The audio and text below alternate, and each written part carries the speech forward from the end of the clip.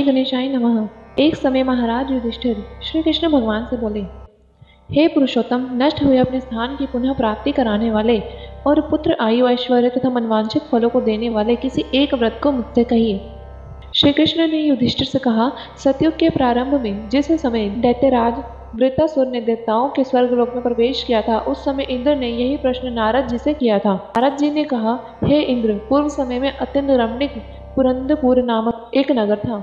वह नगर धर्म, अर्थ, काम और मोक्ष इन चारों पुरुषार्थों का उत्पत्ति स्थल होने के कारण संसार का भूषण रूप था। उस नगर में मंगल नाम का राजा राज्य करता था। उसकी 2 रानियां थीं, एक का नाम चिल देवी तथा दूसरी का नाम चोल देवी था। एक समय राजा मंगल रानी चोल देवी के साथ महल के शिखर पर बैठा था। वहां से उसकी दृष्टि समुद्र के जल से घिरे हुए एक स्थान पर पड़ी। उसे देखकर अति प्रसन्नचित्त राजा ने हंसकर चोल देवी से कहा, हे चंचलाक्षी, मैं तुम्हारे लिए नंदन वन को भी जलाने वाला एक बगीचा बनवा दूंगा। राजा के इस वाक्य को सुनकर रानी ने कहा, हे कांत, ऐसे ही करिए। तदनुसार राजा ने उस स्थान पर एक बगीचा बनवा दिया। थोड़े ही समय में वह बगीचा अनेक वृक्षों, लता, फूलों तथा पक्षियों से संपन्न हो गया। एक समय उस उद्यान में एक महाविकराल शरीर वाला मेघतुल्य शुक्र आ गया। उसने वहां आकर अनेक वृक्षों को तोड़ डाला और उस उद्यान को नष्ट भ्रष्ट कर दिया। कालतुल्य उस शुक्र ने कई रखवालों को भी मार डाला। तब उद्यान के रक्षक भयभीत होकर राजा के पास गए और सब हाल कह सुनाया। यह बात को सुनकर राजा ने अपनी सेना को आगे दी कि शीघ्र जाकर उस सुअर को मार डालो। तदंतर राजा भी एक मतवाले हाथी पर सवार होकर उद्यान की ओर चल पड़ा। सेना ने उस सुअर को चारों ओर से घेर लिया। तब राजा ने उच्च घोष करके कहा, जिस रास्ते से यह सुअर निकल जाएगा, उस सिपाही का सर शत्रु की भांति काट डालूंगा। लेकिन वह सुअर उसी मार्ग से निकल गया जिस मार्ग में राजा खड़ा था। उस घोर वन में राजा एकाग्रचित होकर उस सुअर को ढूंढ रहा था। एकाएक सुअर से सामना हो गया। तब राजा ने बाण से उसे घायल कर दिया। बाण के लगते ही सुअर अपने अधम शरीर को छोड़कर दिव्य गंधर्व रूप को धारण कर विमान पर बैठा। गंधर्व बोला, हे महिपाल, आपका कल्याण हो। आपने मुझे सुअर योनि से छुड़ाया है, आप पर बड़ी कृपा हो। अब मेरा हाल सुनिए। एक समय ब्रह्मा जी देवताओं से घिरे बैठे थे और मैं उनको तरह तरह के गुणों से युक्त गीत सुना रहा था। गाते गाते मेरे ताल स्वर से भटक गए। इसी कारण ब्रह्मा जी ने मुझ चित्ररथ गंधर्व को शाप दे दिया कि तू पृथ्वी पर जाकर सुअर होगा। जिस समय राजाओं का राजा मंगल तुझे अपने हाथों से मारेगा, उस समय तू शुक्र योनि से छुटकर फिर से गंधर्व योनि को प्राप्त हो जाएगा। अतएव हे महीपति, मैं इस योनि में आया था। आज आपके हाथ से मरकर सुअर योनि से छुटकारा पा गया। अब मैं प्रसन्न होकर आपको एक ऐसा वर देता हूँ जो देवताओं के लिए भी दुर्लभ है। कृपया आप उसे स्वीकार करें। धर्म, अर्थ, काम तथा मोक्ष को देने वाला यह एक महालक्ष्मी का व्रत है। इसे करके आप सार्वभौम राजा हो जाएंगे। अब आप प्रसन्नचित होकर अपनी राजधानी में जाइए। नारद जी कहते हैं, चित्ररथ गंधर्व तत्क्षण अंतर ध्यान हो गया। राजा मंगल ज्यों ही चलने लगा, त्यों ही एक बटुक बंगल में शंबल मार्ग भोजन दिखाई देने लगा। राजा ने बटुक से पूछा, तुम कौन हो? यहाँ किस लिए आए हो? बटुक बोला, मैं आपके राज्य का एक ब्राह्मण बालक हूँ तथा आपके साथ साथ ही यहाँ आया हूँ। मेरे योग्य कोई कार्य हो तो मुझे बताइए। राजा ने कहा, आज से मैं तुम्हें नूतन कहूँगा। अगर यहाँ कोई जलाशय हो तो मेरे लिए थोड़ा सा जल ले आओ। बटुक राजा को एक बरगद के वृक्ष के नीचे बैठकर स्वयं घोड़े पर सवार होकर जल लेने के लिए चला गया। थोड़ी दूर जाने पर उसे एक अति रमणीक तालाब दिखाई दिया, मानो स्वयं भगवान विष्णु एवं लक्ष्मी जी का निवास स्थान हो। वह तालाब स्वच्छ जल से भरा हुआ तथा कमल पुष्पों से सुशोभित हो रहा था।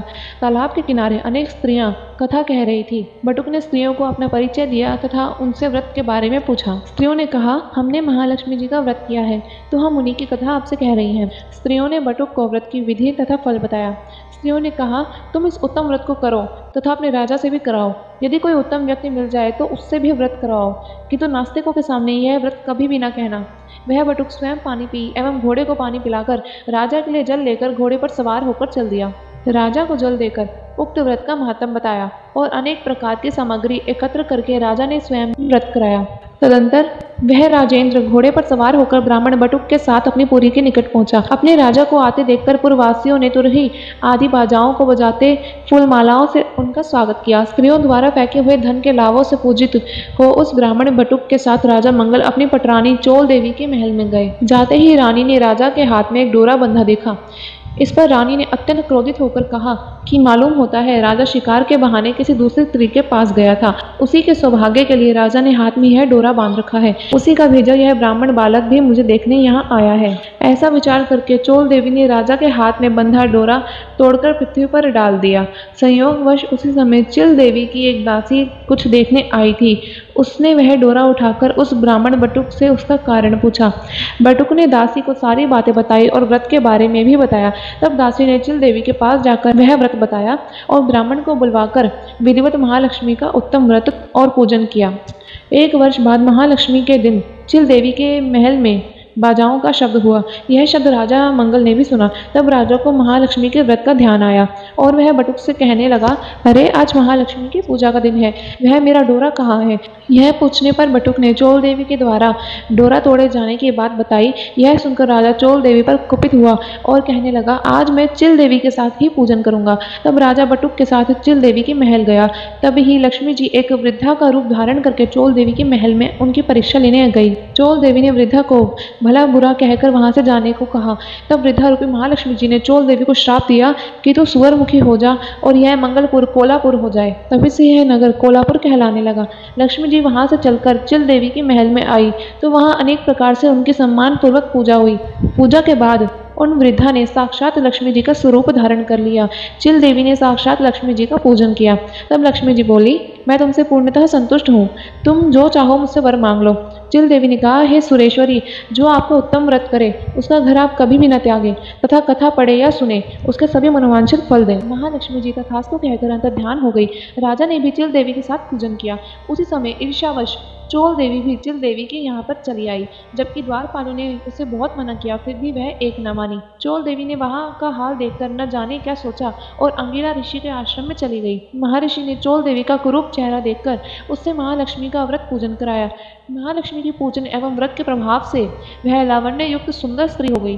किसी समय राजा ने शिखर खेलते हुए अंगिरा मुनि के आश्रम में सुंदर रूप युक्त तथा चंचल नयनों वाली स्त्री को देखा। उसे देखकर राजा ने पूछा, यह दिव्य रूप धारिणी स्त्री कौन है? मुनि ने चोल देवी का सारा हाल बताकर उसे राजा को ही सौंप दिया। तब राजा नगर में आकर चोल देवी और चिल देवी के साथ अनेक प्रकार के सुखों को भोग कर चिरकाल तक राजा सप्त द्वीपों से युक्त पृथ्वी पर राज्य करने लगा। महालक्ष्मी के व्रत के प्रभाव से बटुक राजा का मंत्री बना।